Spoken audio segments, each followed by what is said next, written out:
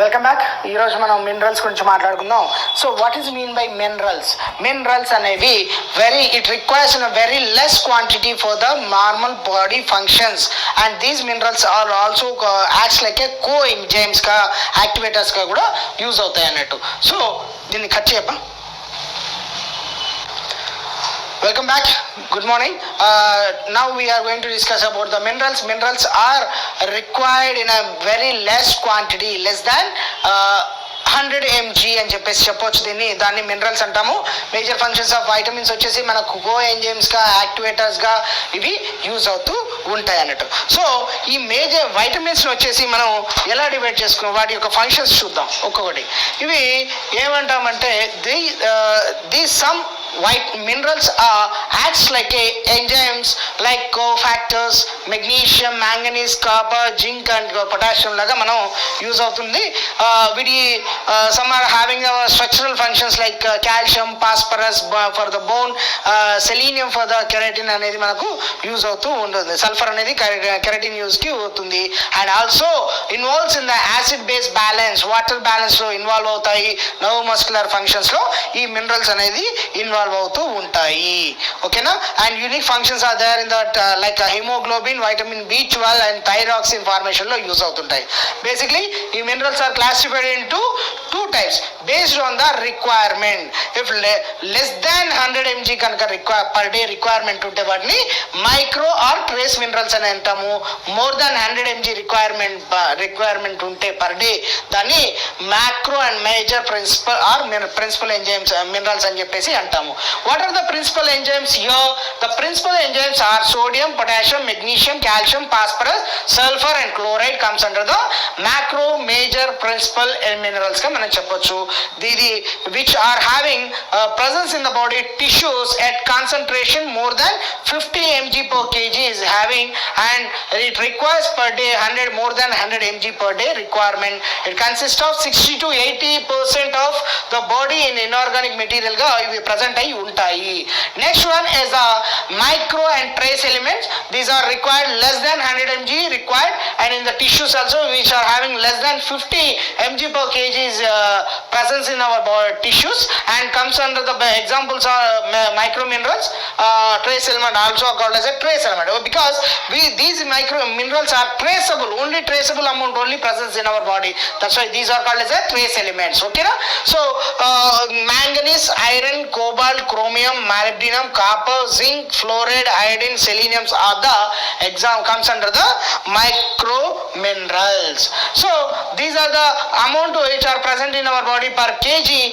This much amount of elements are present in that. You can see macro elements are calcium which is having 15 grams per kg we are having in our body, phosphorus 10 grams per kg and potassium 2 grams per kg, sodium 1.6 grams per kg, chloride 1.1 grams per kg, sulfur 1.5 grams per kg, magnesium 0.4 grams per kg we are having in the body. When coming to the micro minerals, iron that is Fe is 20 to 50 milligrams. See here macro animals are present in the grams and micro minerals are present in the milligrams. That is the major difference. Okay, iron is having 20 to 50, zinc is having 10 to 50 milligrams, Cu is having 1 to 5, manganese is having 1 to 4, selenium is having 1 to 2, iodine is having 0.3 to 0.6, manganese is having 0.2 to 0.5, cobalt is having 0.02 to 0.1 milligrams per kg body weight we are having in our body. So this is the nutritional importance of minerals. Okay, then classification based on the essentiality, this is divided into three types. Minerals are divided into three types. That is a micro trace elements. These are subjected to they're divided into three types based on the essentiality. One is essential trace elements, possible essential trace elements, non-essential trace elements. What are the essential trace elements?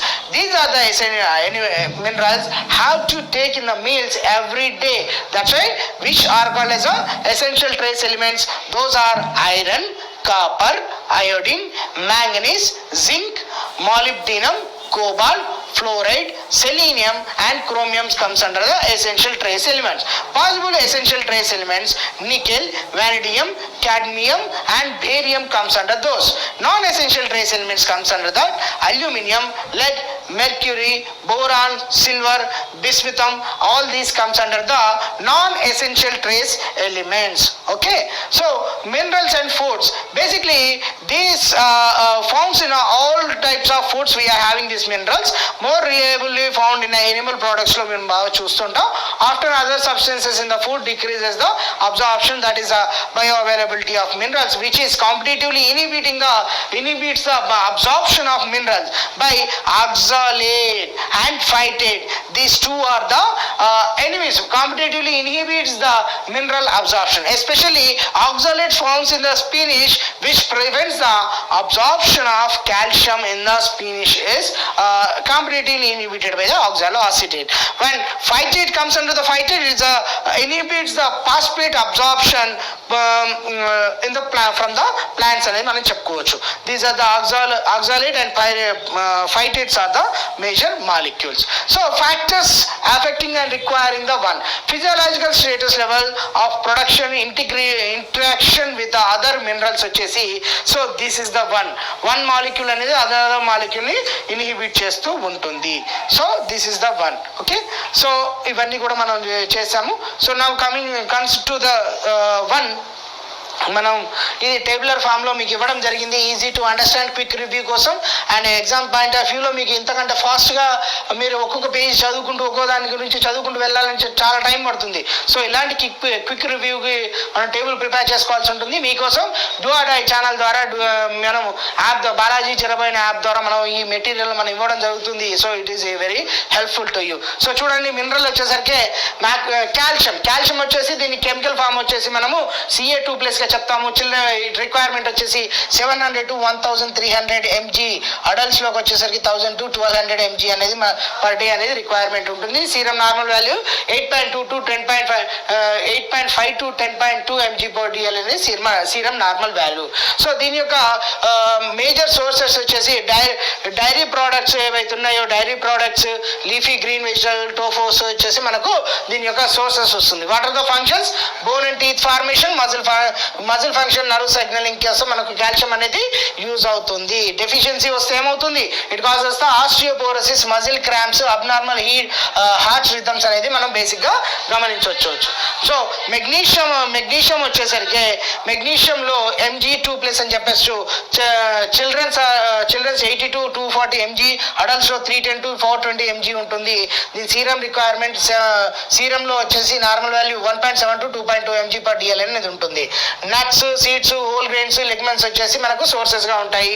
Enzymatic functions వచ్చేసి enzymatic function, DNA synthesis, muscle relaxation కోసం వాడతాము. Muscle spasms plus fatigue, arrhythmia, seizures అనేవి deficiency వల్ల మనకు వచ్చేవి. ఓకేనా అండి. Next coming to the one potassium also known as K+ అని చెప్తాము. చిల్డ్రన్స్ కి అయితే 3000 to 4500 mg వచ్చేసి mg per day రిక్వైర్మెంట్ ఉంటుంది. అడల్ట్స్ లోకి వచ్చేసరికి 4700 mg per day అనేది మనకు రిక్వైర్మెంట్ ఉంటుంది. దీని యొక్క సీరం నార్మల్ వాల్యూ వచ్చేసి 3.5 to 5 milli equivalents per litre అనేది మనకు ఎక్స్టర్నల్ ఫ్లూయిడ్ లో అని చెప్పేసి ఉంటుంది, అంటే ఎక్స్ట్రా సెల్యులర్ ఫ్లూయిడ్ లో ఉంటుంది సీరంలో. అండ్ సోర్సెస్ వచ్చేసి బనానాస్, పొటాటోస్, స్పినిష్, ఫిష్ అనేవి దీని యొక్క మేజర్ సోర్స్ వస్తుంది. దీని యొక్క మేజర్ ఫంక్షన్ వచ్చేసి fluid balance, nerve signalling, muscle contraction use అవుతుంది. whenever deficiency occurs, it causes the weakness, heart palpitation, muscle cramps అనేవి మనం కామన్ గా చూస్తూ ఉంటాము. So next one is called sodium. Sodium is one of the major element. ఇక్కడ దీంట్లో వచ్చేసి దీన్ని Na గా మనం చెప్తాము దీన్ని సోడియంని. ఓకే, కొంచెం పైకి వచ్చిన తర్వాత ఓకే. సో ఎన్ఏగా మనం చూపిస్తాం, దీన్ని ఎన్ఏ ప్లేస్గా చూపిస్తాము. దీని యొక్క మేజర్ ఫంక్షన్స్, దీని యొక్క ఆర్డీఏ రిక్వైర్మెంట్స్ వచ్చేసి చిల్డ్రన్లో 1000 to 1500 mg per డే, అడల్ట్లో వచ్చేసి 1500 mg per day అనేది మనకు రిక్వైర్మెంట్ ఉంటుంది. దీన్ని ఎక్స్ట్రా సెల్యులర్ ఫ్లూయిడ్గా వర్ణిస్తాము. ఎక్స్ట్రా సెల్యులర్ ఫ్లూయిడ్లో దీన్ని 135 to 145 milli equivalents per litre అనేది దీంట్లో ఉంటుంది. ఇది బేసిక్గా డెఫిషియన్సీ అనేది చాలా చాలా తక్కువగా ఉంటుంది. బికాస్ ఇట్స్ సాల్ట్, టేబుల్ సాల్ట్లో, ప్రాసెస్డ్ ఫుడ్లో, సీ ఫుడ్లో ఈ సోడియం అనేది ఉంటుంది కాబట్టి డెఫిషియన్సీ అనేది చాలా తక్కువ గమనిస్తాం. కాకపోతే దీని యొక్క ఫంక్షన్స్ వచ్చేసరికి మనకు ఫ్లూయిడ్ బ్యాలెన్సింగ్కి, నర్వ్ మజిల్ ఫంక్షన్కి, యాసిడ్ బేస్ బ్యాలెన్సింగ్కి అనేది యూజ్ అవుతుంది. వెన్ ఎవర్ దిస్ డెఫిషియన్సీ వస్తే nausea, headache, confusion, muscle weakness, dehydration ఇవన్నిట్లో కూడా మనం దీన్ని చూడొచ్చు. Next one is iron, that is called as Fe2, Fe3+ అని చెప్పేసి అంటాము. ఇది చిల్డ్రన్లో 7 to 11 mg డైలీ రిక్వైర్మెంట్ ఉంటుంది. 8 to 18 mg వచ్చేసి అడల్ట్ రిక్వైర్మెంట్ ఉంటుంది. 60 to 170 మైక్రోగ్రామ్స్ పర్ DL అనేది సీరంలో ఉంటుంది. ఈ మేజర్ సోర్సెస్ వచ్చేసి రెడ్ మీట్, బీన్స్, లెటినిన్ అండ్ స్పినిష్లో మనకు ఉంటుంది. ఇది బేసిక్ మేజర్ ఫంక్షన్స్ వచ్చేసి హిమోగ్లోబిన్ ప్రొడక్షన్, ఆక్సిజన్ ట్రాన్స్పోర్టేషన్కి యూజ్ అవుతుంది. అండ్ ఎప్పుడైతే దీని యొక్క ఐరన్ డెఫిషియన్సీ వస్తుందో, ఐరన్ డెఫిషియన్సీ అనీమియా ఫామ్ అవుతుంది, ఫెటిక్ ఉంటుంది, వీకెండ్ ఇమ్యూన్ ఫంక్షన్స్ అనేవి మనం చూస్తూ ఉంటుంది. Next one is zinc, ZN అని చెప్పేసి అంటాము, ZN+ అని చెప్పేసి అంటాము. ఇది యాక్స్ లైక్ కోఎంజైమ్ అని చెప్తారు. 2 to 8 mg/day అనేది చిల్డ్రన్ కి, అడల్ట్స్ లో 8 to 11 mg అనేది డైలీ రిక్వైర్మెంట్ గా ఉంటుంది. నా సీరం నార్మల్ వాల్యూ వచ్చేసరికి 70 to 120 మైక్రోగ్రామ్/DL అనేది మనం చూస్తూ ఉంటాము. సో మేజర్ సోర్సెస్ వచ్చేసరికి మీట్, సెల్ ఫిష్, లిగ్మస్, సీడ్స్ అనేది మనం చూస్తుంటాము. దీని యొక్క ఫంక్షన్స్ వచ్చేసరికి immune function, DNA synthesis, wound healing అనేది దీనికి యూజ్ అవుతుంది. దీని యొక్క డెఫిషియన్సీ వల్ల మనం ఏం చూడొచ్చు, hair loss, delayed wound healing అనేది చూడొచ్చు, వీకెండ్ ఇమ్యూనిటీ అనేది మనం చూస్తూ ఉంటాము. అయితే జింక్ అనేది మనకి ఏంటంటే డీహైడ్రేషన్ జరిగినప్పుడు మనం ఓరల్ ఫ్లూయిడ్స్ ఏదైతే ఇస్తున్నామో దాంట్లో జింక్ అనేది కంపల్సరీగా ఉంటుంది. Till now we don't know the major functions, but still it is using for the absorption and అది ఇన్సులిన్ అబ్జార్ప్షన్ ఆఫ్ గ్లూకోజ్ కోసం యూజ్ అవుతుంది. అది ఇన్సులిన్ మీద యాక్ట్ అవ్వడానికి zinc is a major activation కోసం జింక్ అనేది రిక్వైర్ కాబట్టి zinc అనేది మనం ఖచ్చితంగా ఇస్తూ ఉంటాం, అది గుర్తుంచుకోవాలి. ఓకేనా. నెక్స్ట్ వన్ వచ్చేసి పాస్పరస్ ని PO43గా మనం అభివర్ణిస్తాము.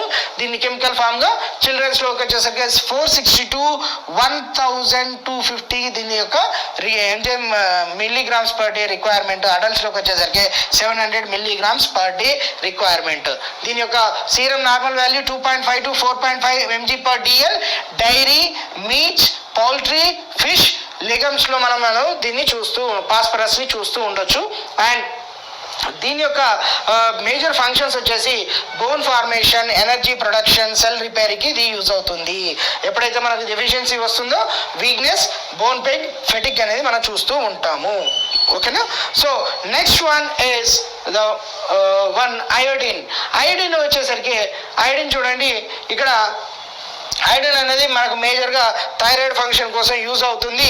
ఈ థైరాయిడ్ వల్లనే మనకు T3, T4 అనేది ఏర్పడుతుంది. దీన్ని మనం I- మనం చూపిస్తుంటాము.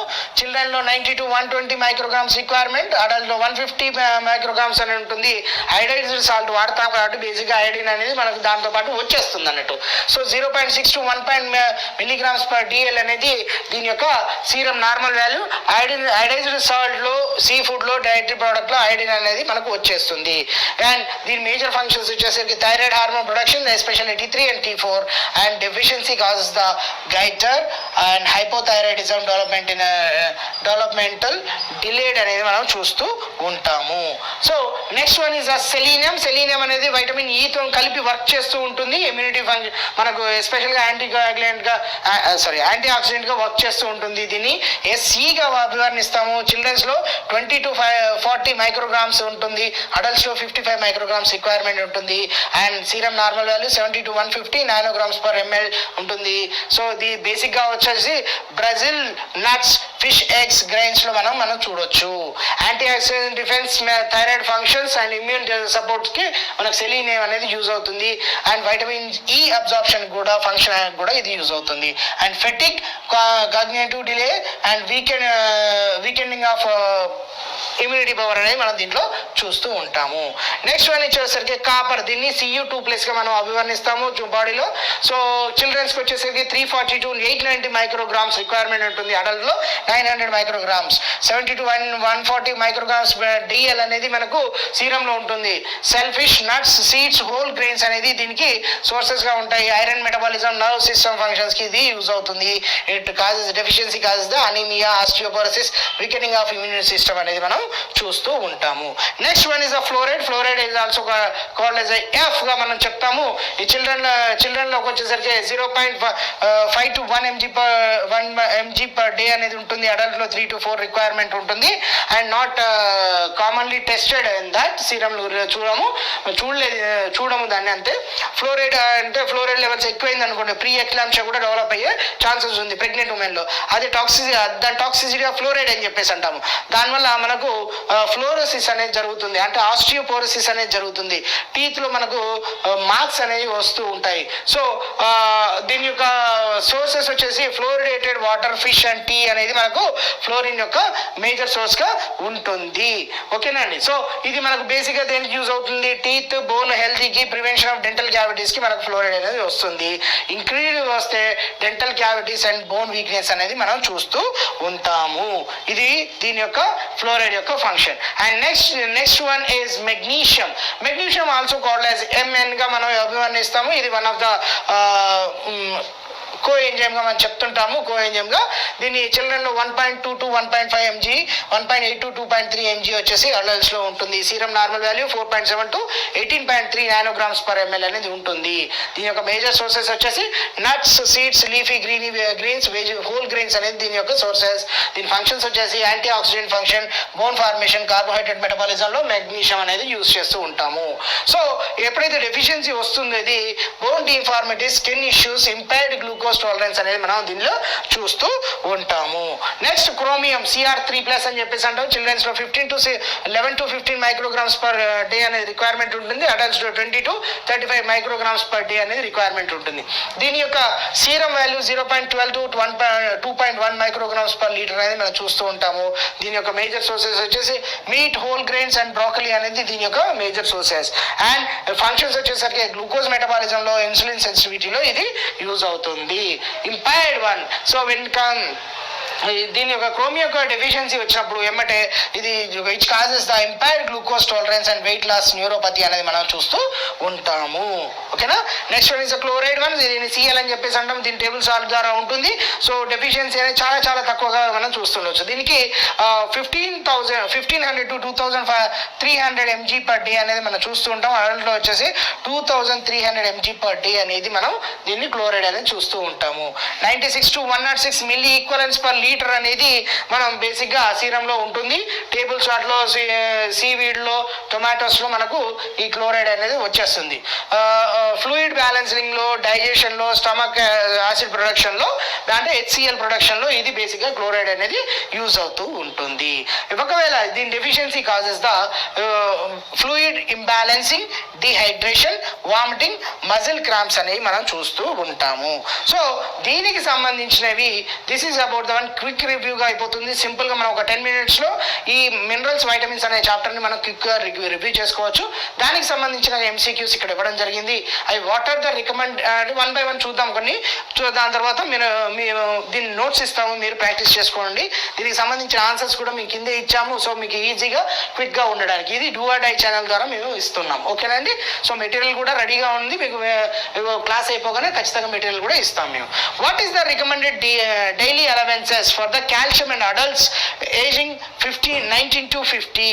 దీంట్లో RDA ఆఫ్ కాల్షియం అని అడిగి, RDA ఆఫ్ కాల్షియం మనకు తెలుసు కదా, 1000 mg అనేది మనకు అడల్ట్స్ లో యూజ్ అవుతుంది. Which mineral is primarily responsible for oxygen transport in the blood? అది ఆక్సిజన్ ట్రాన్స్పోర్ట్ కి ఏం కావాలి? RBC కావాలి. RBCలో ఏమవుతుంది? హిమోగ్లోబిన్ కావాలి. హిమోగ్లోబిన్ ఏముంటుంది? ఐరన్ ఉంటుంది. ఆ ఐరన్ మినరలే ఇది అన్నట్టు. Okay. What is the normal serum value range for the sodium in the adult? So sodium అనేది extracellular fluid, extracellular ion అని చెప్తాం. ఎంత ఉంటుంది? 135 to 145 milli equivalence per litre. అంటే ఏ అనేది మనకు ఆన్సర్ అవుతుంది. Which of the following is the primary function of magnesium in the body? Primary functions ఏముంది? దీని బ్లడ్ ప్రెషర్ రెగ్యులేషన్ కు, బోన్ మినరలైజేషన్ కు, నర్వ్ ఫంక్షన్స్ కు, మజిల్ కాంట్రాక్షన్ కి, వీటన్నిటికి కూడా మనకు మెగ్నీషియం అనేది యూజ్ అవుతుంది. కాబట్టి all of the above. So ఇలా మనం ప్రతి కూడా కొన్ని క్వశ్చన్స్ ప్రిపేర్ చేసాం దీనికి. మేము expected questions along with the previous క్వశ్చన్స్తోని మనం దీనికి కూడా ఒక 60 క్వశ్చన్స్ వరకు ప్రిపేర్ చేసాము. మీరు చూడొచ్చు దీన్ని. ఓకేనా? ఈ మెటీరియల్ అంతా కూడా మీకు ఇవ్వడం జరుగుతుంది. మీరు వీటిని ప్రాక్టీస్ చేయండి. ఓకేనా? Thank you.